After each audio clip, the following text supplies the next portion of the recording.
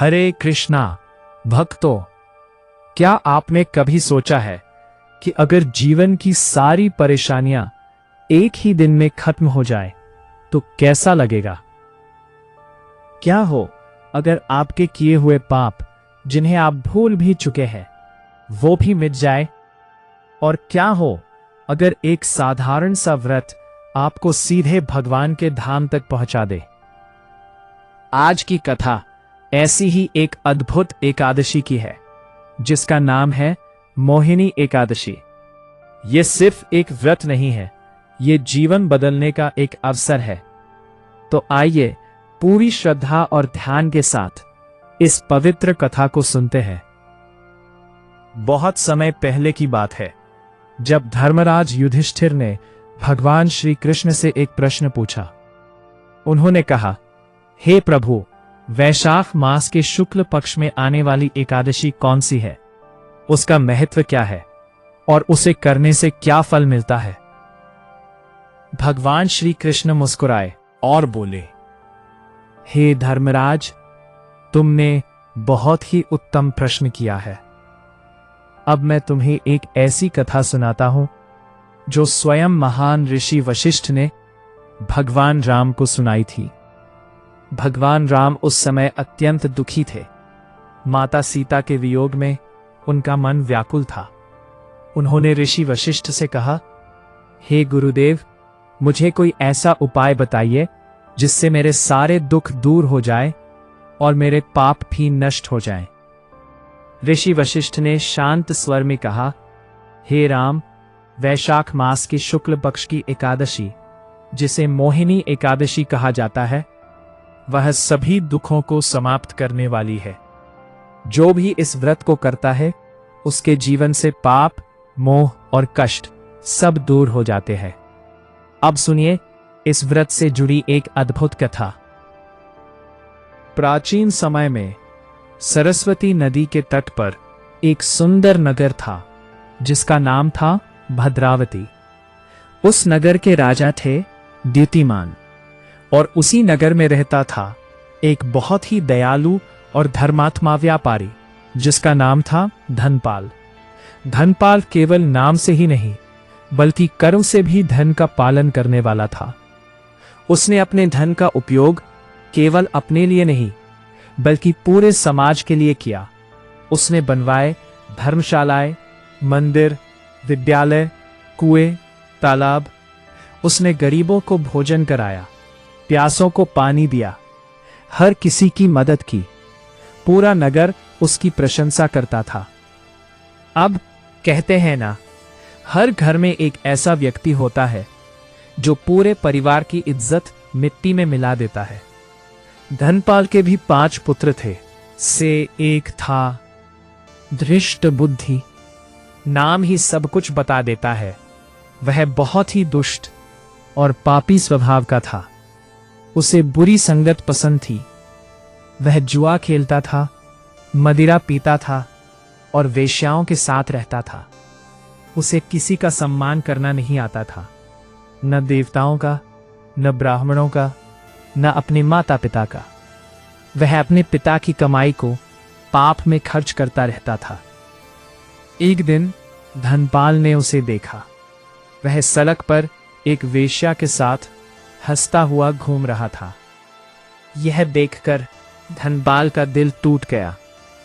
उन्होंने गुस्से में कहा, आज से तू मेरा पुत्र नहीं है। तू इस घर से निकल जा और कभी वापस मत आना। धृष्ट बुद्धि का पतन शुरू हो गया। धृष्ट बुद्धि अब अपने पिता के घर से निकाल दिया गया था। पहले तो उसे लगा कि वह कहीं भी जाकर अपनी जिंदगी मजे से जी लेगा, लेकिन धीरे धीरे उसकी असलियत सामने आने लगी। जिस मित्र मंडली पर वह घमंड करता था, वही लोग अब उससे दूर भागने लगे, क्योंकि उसके पास अब धन नहीं था।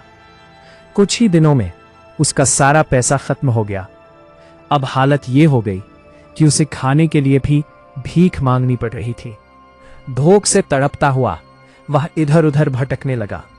एक दिन बहुत ज्यादा भूख और प्यास से परेशान होकर वह एक घने जंगल में पहुंच गया।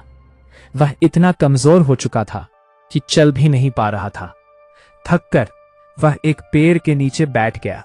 समय उस जंगल में एक महान ऋषि का आश्रम था। वे थे महान तपस्वी ऋषि कौंडिन्य। ऋषि कौंडिन्य ने दृष्ट बुद्धि की दयनीय अवस्था देखी और उनके हृदय में करुणा जाग उठी। उन्होंने पास आकर पूछा, हे पुत्र, तुम कौन हो और इस अवस्था में यहां क्यों भटक रहे हो? दृष्ट बुद्धि रो पड़ा। उसने अपने जीवन की सारी कहानी ऋषि के सामने रख दी। अपने पाप, अपनी गलतियां, सब कुछ स्वीकार कर लिया। उसकी बातें सुनकर ऋषि कौंडिन्य बोले, हे पुत्र, तुमने बहुत पाप किए हैं, लेकिन निराश मत हो। हर पाप का प्रायश्चित होता है।